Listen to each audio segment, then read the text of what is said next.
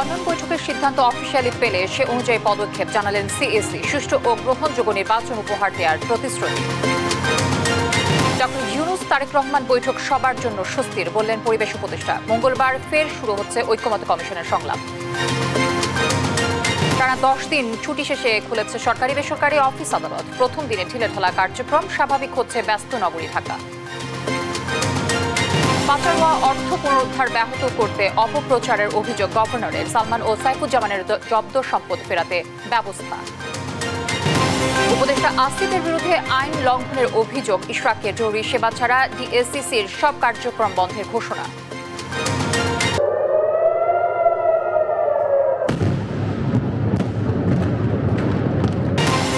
ইরানে ক্ষেপণাস্ত্র হামলায় বিপর্যস্ত ইসরায়েল, নিহত 10। তেল আবিব আগ্রাসন বন্ধ করলে থামবে প্রতিরোধ, জানালো তেহরান। এবং বাংলাদেশ শ্রীলঙ্কা সিরিজ দিয়ে মঙ্গলবার শুরু হচ্ছে বিশ্ব টেস্ট চ্যাম্পিয়নশিপের নতুন আসর। নতুন যাত্রার আশা টাইগারদের। দর্শক, আমন্ত্রণ সংবাদ সন্ধ্যায়। শুনছিলেন শিরোনামগুলো, সঙ্গে থাকছে আমি তানজিয়া জুথি। জাতীয় নির্বাচন যখনই হোক কমিশন প্রস্তুত থাকবে বলে জানিয়েছেন সিএসি এএমএম নাসরুদ্দিন।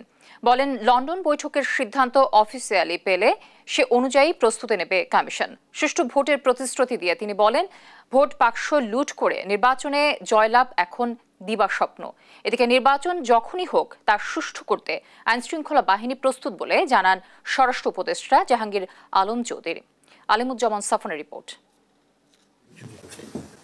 লন্ডনের প্রধান উপদেষ্টা ডক্টর মোহাম্মদ ইউনূসের সঙ্গে বিএনপির ভারপ্রাপ্ত চেয়ারম্যান তারেক রহমানের একান্ত বৈঠকের পর নির্বাচনের তারিখ নিয়ে এখন রাজনৈতিক অঙ্গনে চলছে নতুন আলোচনা। রবিবার সকালে ঈদ পরবর্তী শুভেচ্ছা বিনিময় করেন প্রধান নির্বাচন কমিশনার। এ সময় সাংবাদিকদের প্রশ্নের জবাবে তিনি বলেন, লন্ডনে যে সিদ্ধান্ত হয়েছে তা স্বাক্ষরিত নয়, তবে নির্বাচন যখনই হোক কমিশনকে প্রস্তুত থাকতে হবে। আগে আমাদেরকে বলা হয়েছিল যে আমরা, আপনারাও জানেন যে ডিসেম্বর থেকে জুনের মধ্যে একটা যে কোনো সময় হতে পারে। আমরা সেই টাইম স্পেন্ডটা মাথায় রেখে প্রস্তুতি শুরু করেছিলাম। যখনই হোক ফেব্রুয়ারিতে, হোক এপ্রিলে, যখনই হোক আমাদের তো প্রস্তুত থাকতে হবে। নির্বাচন নিয়ে সরকারের সঙ্গে আলোচনা করলেও কারো হুকুমে বা নির্দেশনায় কমিশন কাজ করবে না বলেও জানান তিনি। আমরা কারো হুকুমে, কারো নির্দেশনায়, কারো পরিচালনায় আমরা কাজ করব না। আমরা রেফারের কাজ করব। কেউ যদি ফাউল খেলতে চান সেটা তাদের জন্য দুর্ভাগ্যের বিষয় হবে। ত্রয়োদশ জাতীয় নির্বাচনে সব রাজনৈতিক দলের জন্য লেভেল প্লেইং ফিল্ড থাকবে জানিয়ে সিইসি বলেন, কেউ যদি ভোট বাক্স লুট করে কেন্দ্র দখল করে জিততে চায় তাহলে তারা দিবাস্বপ্ন দেখছে। কেউ যদি মনে করে থাকে যে বাক্স লুট করে নিয়ে যাব, কেন্দ্র দখল করে আমি জিতে যাব, অতীতে যা হয়েছে, তারা দিবাস্বপ্নে আছে। এই জিনিস এবার হতে দেব না ইনশাল্লাহ। ভোট সন্ত্রাসীদের জন্য জিরো টলারেন্স। এদিকে সচিবালয় ঈদ পরবর্তী শুভেচ্ছা বিনিময় অনুষ্ঠানে স্বরাষ্ট্র উপদেষ্টা জানান, নির্বাচন সুষ্ঠু করতে আইন শৃঙ্খলা বাহিনী সবসময় প্রস্তুত। নির্বাচন কেন্দ্রিক বা যে কোনো সময় নির্বাচনের ডেটটা তো ফিক্স করবে নির্বাচন কমিশন। ওনারা যেই সময় ফিক্স করবে, আমরা মনে হয় আমাদের আইন শৃঙ্খলা বাহিনী ওই সময় তারা প্রস্তুত। আলিমুজ্জামান সাফওয়ান, দেশ টিভি, ঢাকা। বিএনপির সঙ্গে অন্তর্বর্তী সরকারে কোনো দূরত্ব ছিল না, তবে কিছু ক্ষেত্রে ভুল বোঝাবুঝি তারেক রহমানের সঙ্গে প্রধান উপদেষ্টার বৈঠকে দূর হয়েছে। এমনটাই জানালেন পরিবেশ উপদেষ্টা সৈয়দা রিজওয়ানা হাসান। যে কোনো ইস্যুতে আলোচনা বা সংলাপ জরুরি বলেও জানান তিনি। এদিকে সংবিধানের ৭০ নম্বর অনুচ্ছেদ সহ নানা ইস্যুতে মঙ্গলবার আবারও রাজনৈতিক দলগুলোর সঙ্গে বৈঠকে বসছে জাতীয় ঐক্যমত্য কমিশন। আরও জানাচ্ছেন মোহাম্মদ সাকিব। জাতীয় নির্বাচনের দিনক্ষণ নিয়ে টানাপোড়েনের মধ্যে লন্ডনে বৈঠক করেন বিএনপির ভারপ্রাপ্ত চেয়ারম্যান তারেক রহমান ও প্রধান উপদেষ্টা ডক্টর মোহাম্মদ ইউনূস। সভা শেষে ফেব্রুয়ারিতে নির্বাচনের আভাস মেলে। এতে বিএনপি সহ সমমনা দলগুলোতে স্বস্তি ফিরলেও সিদ্ধান্তের প্রক্রিয়া নিয়ে আপত্তি জানায় জামায়াতে ইসলামী ও জাতীয় নাগরিক পার্টি এনসিপি। ছিল সেটা আমরা আজকে দেখেছি। ঈদ ছুটি শেষে প্রথম কার্যদিবসে সচিবালয়ে সাংবাদিকদের সঙ্গে কথা বলেন পরিবেশ উপদেষ্টা সৈয়দা রিজওয়ানা হাসান। বিএনপির সঙ্গে সরকারের দূরত্ব ছিল না দাবি করে তিনি বলেন, প্রধান উপদেষ্টার সঙ্গে তারেক রহমানের বৈঠকের মধ্য দিয়ে রাজনীতিতে স্বস্তি ফিরেছে। আমার কাছে পরিস্থিতিটা বেশ স্বস্তিকর মনে হচ্ছে। হ্যাঁ, আর এখন রাজনৈতিক দলগুলো তার অবস্থান থেকে কথা বলবেন। রাজনৈতিক দলগুলো প্রধান উপদেষ্টার ব্যাপারে যদি কোনো কথা বলেন, এটা প্রধান উপদেষ্টার সাথেই ওনারা নিশ্চয়ই কথা বলবেন। যে কোনো সমস্যা সংলাপের মধ্য দিয়ে সমাধান হয় জানিয়ে উপদেষ্টা বলেন, কোনো বিষয়ে কারো কথা থাকলে তা প্রধান উপদেষ্টার সঙ্গে আলোচনার সুযোগ রয়েছে। আপনি রাজনীতি বলেন, নির্বাচনী বলেন, গণতন্ত্রই বলেন আর সংস্কারই বলেন, প্রত্যেকটাই ডায়ালগের মাধ্যমে আগাতে হবে। আমি সেই জন্য ডায়ালগটা হচ্ছে এটাকে একটা সুসংবাদ মনে করি। এদিকে মঙ্গলবার আরও 30টি রাজনৈতিক দলের সঙ্গে সংলাপে বসছে জাতীয় ঐকমত্য কমিশন। রাজধানীর ফরেন সার্ভিস একাডেমিতে এই বৈঠকে সংবিধানের 70 নম্বর অনুচ্ছেদ, স্থায়ী কমিটির সভাপতি মনোনয়ন, নারী প্রতিনিধিত্ব, দ্বিকক্ষ বিশিষ্ট সংসদ ও প্রধান বিচারপতি নিয়োগ প্রক্রিয়া নিয়ে আলোচনা হবে। মোহাম্মদ সাকিব, দেশ টিভি, ঢাকা। ঈদ ছুটি শেষে খুলেছে সব অফিস আদালত, তবে প্রথম দিনে কাজের চাপ না থাকায় ঢিলেঢালা সময় পার করেন কর্মকর্তা কর্মচারীরা। সচিবালয়ে নিজ নিজ দপ্তরে ঈদ শুভেচ্ছা বিনিময় করেছেন উপদেষ্টারা। এদিকে ব্যাংক, বীমা প্রতিষ্ঠানেও ছিল না কাজের চাপ, তবে নিয়মিত কার্যক্রমে ছিল আইন আদালত। আরো জানাচ্ছেন তৌফিক মাহমুদ মুন্না। ঈদের টানা 10 দিন ছুটি শেষে ফের কর্মব্যস্ত নগরবাসী। সরকারি অফিস, ব্যাংক, বীমা ও আর্থিক প্রতিষ্ঠানের পাশাপাশি স্বাভাবিক কার্যক্রম শুরু হয়েছে প্রশাসনের প্রাণকেন্দ্র সচিবালয়েও। কর্মস্থলে ফিরে সহকর্মীদের সঙ্গে কোলাকুলি কুশল বিনিময় করেন কর্মকর্তা কর্মচারীরা। শুভেচ্ছা বিনিময় শেষে নিজ দপ্তরে সাংবাদিকদের সঙ্গে কথা বলেন সড়ক পরিবহন ও বিদ্যুৎ জ্বালানি উপদেষ্টা ফাউজুল কবির খান। বলেন, এবারের ঈদযাত্রা খুব একটা খারাপ হয়নি। আগে ছুটি ছিল মাত্র 2 দিন, এর ফলে থেকে 2 দিন প্রেশার, 2 দিনে একটা প্রেশার বিল্ড আপ হয়। আর হচ্ছে যে আমাদের এখানে ওই যে ফিটনেসবিহীন গাড়ি অনেক আছে, তো এগুলো অনেকগুলো বিকল হয়ে রাস্তা বন্ধ করে দেয়। তো আমরা এই যে রমজানের কথা বিবেচনা করে এই ফিটনেসবিহীন গাড়ি এবং এই যে পুরনো গাড়ির বিরুদ্ধে করি না, কিন্তু এখন এটা পুরো দমে ব্যবস্থা নেওয়া হবে। আর মহিলা ও শিশু বিষয়ক উপদেষ্টা শারমিন এইচ মুর্শিদ জানান, নারী নির্যাতন দমনে দৃশ্যমান পদক্ষেপ নিচ্ছে সরকার। প্রতিটি ভায়োলেন্স যখন আমাদের নজরে আসছে, আমাদের অফিসাররা সেখানে যাচ্ছে, মেয়েটির দায়িত্ব নিচ্ছে এবং তার ট্রিটমেন্টের দায়িত্ব নিচ্ছি আমরা, এবং তার লিগ্যাল প্রসেসও আমরা মনিটর করছি এবং তার রিহ্যাবিলিটেশনের কাজও চলছে। আর ঈদ শুভেচ্ছা বিনিময়কালে মৎস্য প্রাণী সম্পদ উপদেষ্টা ফরিদ আক্তার জানান, এবছর 91,36,700 পশু কুরবানি করা হয়েছে। গরু মানে ভালোই কোরবানি দিয়েছে, যদিও বড় গরু এবার বিক্রি হয়নি, তার মানে রাজনৈতিক গরু মানে কোরবানি হয়নি আর কি, সেটা ছিল। আর চামড়ার ব্যাপারটাও যেটা দেখলাম যে স্থানীয়ভাবেও ওরা ডিসিরা মানে প্রশাসন ভালোই চেষ্টা করেছেন ওটা ম্যানেজ করার জন্য। স্বাভাবিক কার্যক্রম শুরু হয়েছে ব্যাংক, বীমা সহ আর্থিক প্রতিষ্ঠানেও। তবে প্রথম দিনে কাজের তেমন চাপ না থাকায় সহজে সেবা পেয়েছেন গ্রাহকরা। তারা টেলিফোন বিল, গ্যাস বিল, তারপরে আপনার ওয়াসা বিল এবং লেনদেন ভালোভাবে করতেছে এবং স্বাধীনভাবে, সুন্দরভাবে, সুন্দর পরিবেশে। এদিকে খুলছে সব আদালত, চলছে মামলা শুনানি সহ নিয়মিত সব কার্যক্রম। তৌফিক মাহমুদ মুন্না, দেশ টিভি, ঢাকা। ঈদের ছুটি শেষে স্বাভাবিক রূপে ফিরছে রাজধানী। সড়কে বেড়েছে যানবাহনের চাপ। কর্মস্থলে যোগ দিয়ে নতুন উদ্যমে কাজ করার কথাও জানান চাকরিজীবীরা। সাদ আহমেদের রিপোর্ট, ক্যামেরায় ছিলেন S A Bappi. Bus stand, train station আর লঞ্চ ঘাটে ঢাকামুখী মানুষের এই ব্যস্ততাই বলে দেয় শেষ হয়েছে ঈদের ছুটি। এবার নিজ নিজ কর্মসংস্থানে যোগ দেওয়ার পালা। ঈদুল আজহার দীর্ঘ 10 দিনের ছুটি শেষে আবারও সেই চিরচেনা ব্যস্ত নগরীর রূপে রাজধানী ঢাকা। ব্যাংক থেকে শুরু করে অফিস পাড়া সবখানেই ছিল কর্মব্যস্ত মানুষের সরব উপস্থিতি। সকাল থেকে রাজধানীর বিভিন্ন ব্যাংক ঘুরে দেখা যায় সেবাগ্রহীতাদের ভিড়। টাকা উত্তোলন, বিদ্যুৎ ও গ্যাস সহ বিভিন্ন সেবার বিলও পরিশোধ করেছেন অনেকেই। ঈদের আগে অনেকেই গ্যাস বিল, বিদ্যুৎ, তারপর ওয়াসা এগুলো দিয়ে যেতে পারেনি। শেষ দিকে অতটা প্রেশার ছিল না বিলে, সেই ভরপাইটা এখন হচ্ছে কি। আর বেলা যত বাড়বে তত ভিড় আরও বাড়বে, এখন অনেকে আসতে পারেনি তো। আর লম্বা ছুটিতে বিরতি থাকাতে সবারই টাকা পয়সার আবার প্রয়োজনীয়তা দেখা দিচ্ছে, যার ফলে যারা সাধারণ ডিপোজিটর তারা বেশ ভালো রেসপন্স করতেছে, বেশ লোকজন আসতেছে। আর সেবাগ্রহীতারা বলছেন প্রথম কর্মদিবসে ভিড় কম থাকায় স্বাচ্ছন্দ্যে বিল পরিশোধ করতে পারছেন। আজকের পরিবেশটা তো চমৎকার, আজকে কোনো ভিড় ভাট্টা নাই, আসছি 5 মিনিটে বিল দেওয়া হয়। খুব ভালো, আমরা তো সার্ভিস পাচ্ছি এখন। তবে লম্বা ছুটির কারণে উপার্জন কমেছে নিম্ন আয়ের মানুষের। মানুষ ফিরতে শুরু করায় স্বস্তি ফিরেছে তাদের মাঝে। 10 দিন তো বেকারই ছিলাম আর কি, 10 দিন পরে আজকে একটু খোলা হয়েছে, একটু হালকা একটু কাস্টমার বাড়ছে। এখন বেশি হবে, আগে বন্ধ ছিল, মানুষজন ছিল না ঢাকায়, এখন একটু বেশি হবে।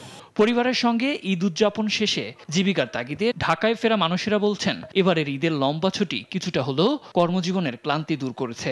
কর্ম করে তারপর একটা ক্লান্তি দূর করার জন্য বাড়িতে যাই, ঠিক আছে, তারপরে আমরা ওই যে ক্লান্তিটা দূর করে তারপরে আবার কর্মজীবনে ফিরে আসি। ব্যস্ত জীবনে তো ফিরতেই হবে, কারণ সংসার বলেন বা সামাজিকভাবে চলতে গেলে তো ইনকামের যে বিষয়টা এটা তো করতেই হবে। সকাল 8টা থেকে 10টা পর্যন্ত আমার কাজ করতে হয়।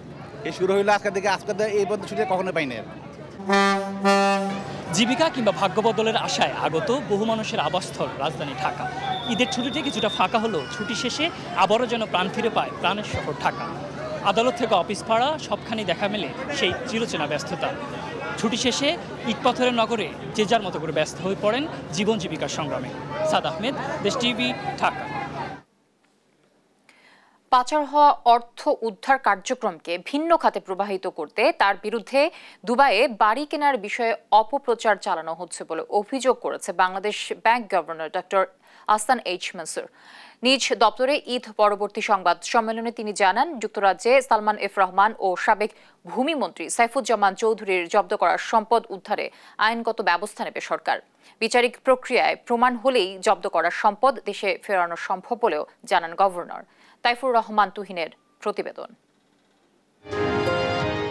বাংলাদেশ ব্যাংকের গভর্নর আহসান এইচ মনসুর তার মেয়ে মেহরিন সাবা মনসুরকে দুবাইয়ে ৪৫ কোটি টাকার ফ্ল্যাট কিনে দিয়েছেন এমন খবর নিয়ে বেশ কয়েকদিন ধরেই সামাজিক যোগাযোগ মাধ্যমে চলছে আলোচনা সমালোচনার ঝড়। ঈদ ছুটি শেষে প্রথম কার্যদিবসে নিজ কার্যালয়ে সাংবাদিকদের মুখোমুখি হন গভর্নর। জানান, দেশ থেকে পাচার হওয়া অর্থ উদ্ধার কার্যক্রমকে ভিন্ন খাতে প্রবাহিত করতেই ব্যক্তিগত আক্রমণ হচ্ছে। আমার ছেলে মেয়েরা কি করছে না করছে, অ্যাডাল্ট ছেলে মেয়ে তারা তাদের লাইফ নিয়ে থাকবে, বাড়ি কিনবে না গাড়ি কিনবে, কোন দেশে থাকবে, কোথায় বিয়ে করবে, সেটা তাদের ব্যাপার, এটা আমার কোনো ব্যাপার নয়। কাজেই এইখানে এই পুরো জিনিসটাই হচ্ছে অযাচিত চর্চা। এটা পুরোপুরিভাবে বানোয়ার তথ্যের উপর ভিত্তি করে করা এবং পার্সোনাল অ্যাটাক এবং ক্যারেক্টার অ্যাসাসিনেশন হচ্ছে এটার মূল উদ্দেশ্য। সাবেক মন্ত্রী এমপিদের বিদেশে পাচার হওয়া অর্থ ফেরত আনার বিষয়ে তিনি বলেন, এ নিয়ে আইনগত সিদ্ধান্ত নেবে সরকার। ইন্টারন্যাশনাল ল ফার্মগুলো খুবই উৎসাহী বাংলাদেশের সাথে কাজ করতে। তারা ইভেন প্রপোজালও নিয়ে আসছে, 50 থেকে $100 মিলিয়ন পর্যন্ত তারা বিনিয়োগ করতে রাজি আছে এই অ্যাসেট রিকভারিতে।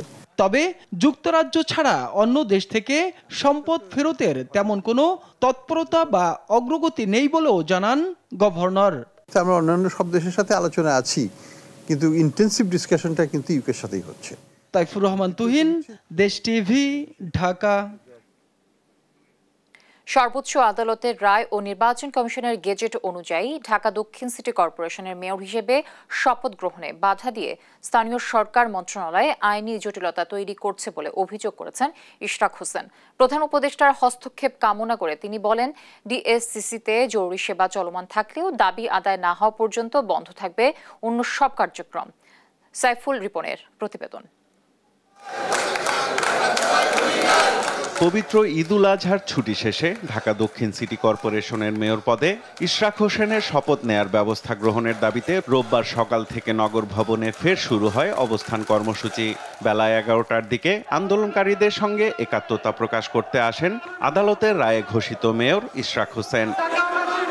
ইশরাক হোসেনের শপথ গ্রহণে বাধা দিয়ে স্থানীয় সরকার মন্ত্রণালয় আদালত অবমাননা করছে বলে অভিযোগ করেন আন্দোলন মঞ্চ ঢাকাবাসীর সমন্বয়ক মশিউর রহমান। জনগণের সাথে প্রতারণা করার জন্য এবং শপথ ভঙ্গ করার জন্য আমি আসিফ মাহমুদ সজীব ভুঁইয়ার কে এই ঢাকা দক্ষিণ সিটি কর্পোরেশনে অবাঞ্ছিত ঘোষণা করছি এবং তার পদত্যাগ দাবি করছি। মেয়র হিসেবে দায়িত্ব নেওয়া ঠেকাতে সরকার পূর্ব সিদ্ধান্ত অনুযায়ী শপথ গ্রহণে বাধা দিতে নানা অজুহাত খুঁজছে অভিযোগ করে ইশরাক হোসেন এ সময় প্রধান উপদেষ্টার হস্তক্ষেপ দাবি করেন। আমি যে রায়টি পেয়েছি সেই রায়ের মাধ্যমে প্রমাণিত হয় যে নির্বাচনটি হয়েছিল, যে ফলাফলটি হয়েছিল সেটি ছিল অবৈধ এবং সেটিকে পরিবর্তন করার মাধ্যমে এটাই প্রমাণ হয়ে যাবে, একটা দালিলিক প্রমাণ থেকে যাবে যে হাসিনার আমলে অবৈধভাবে নির্বাচনকে চুরি করে ডাকাতি করে অবৈধভাবে ফলাফল ঘোষণা করা হতো। অতএব তারা যে আজকে আমার শপথ গ্রহণ অনুষ্ঠানকে বাধাগ্রস্ত করার মাধ্যমে এই রায়ের কার্যকর করাকে যে ব্যাহত করছে, প্রকান্তরে তারা কিন্তু ওই অবৈধ তাপস এবং অবৈধ নির্বাচনকেই তারা বৈধতা দিচ্ছে। শপথ গ্রহণের ব্যবস্থা না করা পর্যন্ত নগরবাসীর জরুরি সেবা ব্যতীত অন্য সব কার্যক্রম বন্ধ রাখার ঘোষণা দেন ইশরাক হোসেন।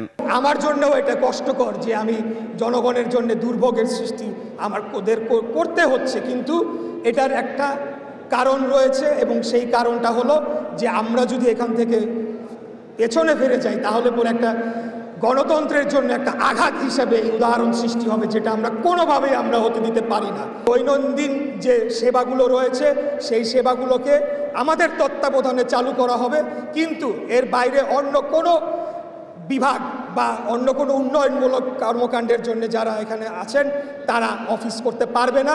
এনসিপির একটি বিপদগামী অংশ নির্বাচন কমিশনকে প্রভাবিত করে খারাপ নজির তৈরির চেষ্টা করছে বলেও অভিযোগ করেন ইশরাক হোসেন। তারা নির্বাচন কমিশনকেও বাইরে থেকে অবৈধভাবে প্রভাবিত করছে। সাইফুল রিপন, দেশ টিভি, ঢাকা। জুলাই আন্দোলনের প্রথম শহীদ রংপুরের বেগম রোকেয়া বিশ্ববিদ্যালয়ের ছাত্র আবু সাইদ হত্যা ও মানবতা বিরোধী অপরাধের মামলার তদন্ত প্রতিবেদন দাখিলে 2 সপ্তাহ সময় দিয়েছেন আন্তর্জাতিক অপরাধ ট্রাইব্যুনাল। দুপুরে বিচারপতি গোলাম মুর্তুজা মজুমদারের নেতৃত্বাধীন 3 সদস্যের ট্রাইব্যুনাল শুনানি শেষে এ আদেশ দেন। এদিকে গাজীপুরের কোনাবাড়ি থানার পাশে কলেজ ছাত্র হৃদয়কে গুলি করে হত্যা মামলার তদন্ত শেষ করতে 2 মাস সময় দিয়েছেন ট্রাইব্যুনাল। এ সময় প্রসিকিউশন ট্রাইব্যুনালকে জানায় হৃদয়ের মরদেহ এখনও খুঁজে পাওয়া যায়নি। পরে ট্রাইব্যুনাল 17 আগস্ট শুনানির দিন ধার্য করেন। অন্যদিকে যাত্রাবাড়ির হত্যা ও মানবতা বিরোধী অপরাধ মামলায় পুলিশের সহকারী কমিশনার তানজিল আহমেদ ও সাবেক ওসি আবুল হাসানের বিরুদ্ধে 17 আগস্টের মধ্যে তদন্ত শেষ করার নির্দেশ দিয়েছেন আদালত।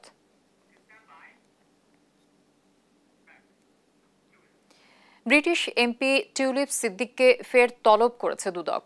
আগামী 22 জুন তাকে তলব করে চিঠি দেওয়া হয়েছে। অবৈধভাবে ফ্ল্যাট গ্রহণের মামলায় জিজ্ঞাসাবাদের জন্য ঢাকার 5 ঠিকানায় নোটিশ পাঠিয়েছে দুদক। এদিকে সাবেক অর্থমন্ত্রী সাইফুর রহমানের ছেলে নাসির রহমানের বিরুদ্ধে অনুসন্ধান শুরু করেছে সংস্থাটি। ফজলা আদিত্যের রিপোর্টে আমরা বাকিটা জানব। রাজধানীর গুলশান 2 নম্বর রোডে ইস্টার্ন হাউজিং থেকে অবৈধভাবে ফ্ল্যাট নেয়ার মামলায় গেল মে মাসে ব্রিটিশ এমপি টিউলিপ সিদ্দিককে তলব করে চিঠি দেয় দুর্নীতি দমন কমিশন। তবে সংস্থাটির দাবি টিউলিপ সিদ্দিক চিঠি পাচ্ছে না বলে বিভিন্ন মাধ্যমে অভিযোগ করেছে। এমন প্রেক্ষাপটে রাজধানীতে টিউলিপের 5টি ঠিকানায় ফের চিঠি পাঠিয়েছে দুদক। এবার তাকে 22 জুন তলব করা হয়। সংশ্লিষ্ট থানা, রেজিস্ট্রির ডাকযোগে এবং সরাসরি দুদক কর্মকর্তারা এসব ঠিকানায় চিঠি প্রকাশ্য স্থানে রাখবে। উক্ত মামলার তদন্তকালে তদন্তকারী কর্মকর্তা জনাব রেজওয়ান সিদ্দিকীর ঢাকায় বাংলাদেশে তার 5টি ঠিকানা পাওয়া গেছে। সেই ঠিকানাগুলোতে তাকে জিজ্ঞাসাবাদের জন্য পত্র প্রেরণ করা হয়েছে। এদিকে বিএনপির জাতীয় নির্বাহী কমিটির সদস্য ও মৌলভীবাজার 3 আসনের সাবেক সংসদ সদস্য নাসির রহমানের বিরুদ্ধে অবৈধ সম্পদ অর্জনের অভিযোগে অনুসন্ধান শুরু করেছে দুদক। কোনো অভিযোগ যদি 80 বা তদূর্ধ্ব মার্কস পেয়ে থাকে তাহলে সেটা অনুসন্ধানের জন্য বিবেচিত হয়ে থাকে এবং যাচাই বাছাই কমিটির সুপারিশ ক্রমে কমিশনের অনুমোদনের প্রেক্ষিতে অনুসন্ধানের কাজ শুরু করা হয়ে থাকে। অনুসন্ধানকালে নাসির রহমানের সম্পদ জব্দ ও ব্যাংক অ্যাকাউন্ট অবরুদ্ধ করলে সংশ্লিষ্ট কর্মকর্তাকে জানাতেও চিঠিতে বলা হয়েছে। ফজলা আদিত্য, দেশ টিভি, ঢাকা।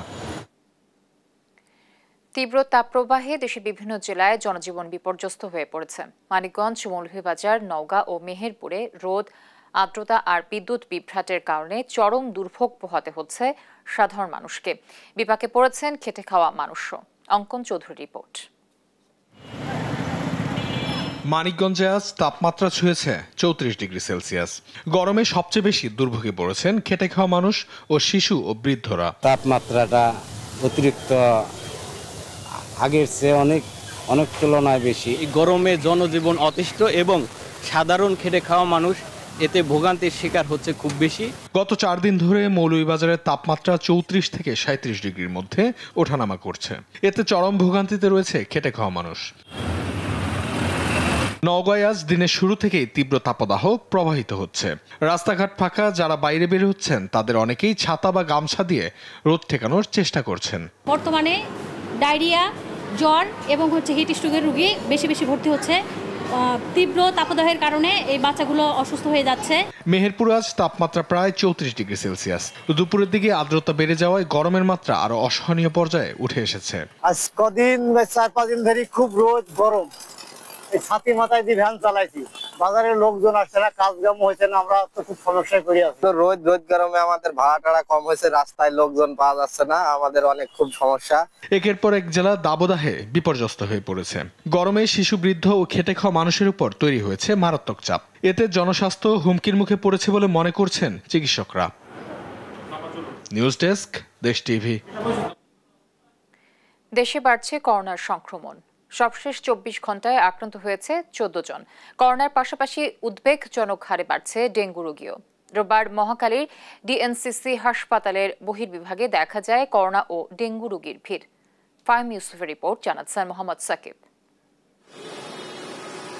দেশে নতুন করে বৃদ্ধি পেয়েছে করোনা সংক্রমণ, ডেঙ্গু রোগীও বেড়েছে সমান তালে।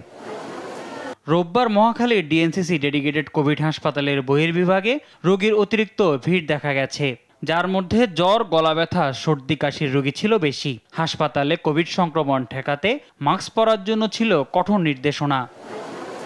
গত 24 ঘন্টায় এই হাসপাতালে করোনা ভাইরাসে আক্রান্ত রোগী ভর্তি হয়েছে 14 জন, আর ডেঙ্গু রোগী ভর্তি হয়েছে 10 জন। বর্তমানে আমাদের হাসপাতালে 14 জন কোভিড-19 রোগী ভর্তি আছেন। এদের মাঝে 3 জনের অক্সিজেন লাগছে এবং 1 জনের হাই ফ্লো অক্সিজেন লাগছে। আর ডেঙ্গু রোগী হিসাবে 10 জন রোগী ভর্তি আছেন টোটাল ডেঙ্গু রোগী। শিশু, বয়স্ক ও আগে থেকে শ্বাসকষ্টজনিত রোগ থাকলে সংক্রমণের ঝুঁকি বেশি জানিয়ে পরিচালক বলেন, হাসপাতালে কোনো কিট সংকট নেই। দেখা যায় হাইপারটেনশন বা ডায়াবেটিস বা অন্যান্য কোনো ক্যান্সার বা যে কোনো রোগী আক্রান্ত, তাদের কিন্তু রিস্কটা অনেক বেশি। এইবারও কোনো ব্যতিক্রম নয়। আমাদের কিন্তু একজন পেশেন্ট রয়েছে যার কিন্তু কিডনির সমস্যা রয়েছে এবং সে কিন্তু তাকে আমাদের অক্সিজেন দিতে হচ্ছে। করোনা সংক্রমণ ঠেকাতে জনসচেতনতা বাড়ানোর গুরুত্ব দেন হাসপাতালের পরিচালক। মোহাম্মদ সাকিব, দেশ টিভি, ঢাকা।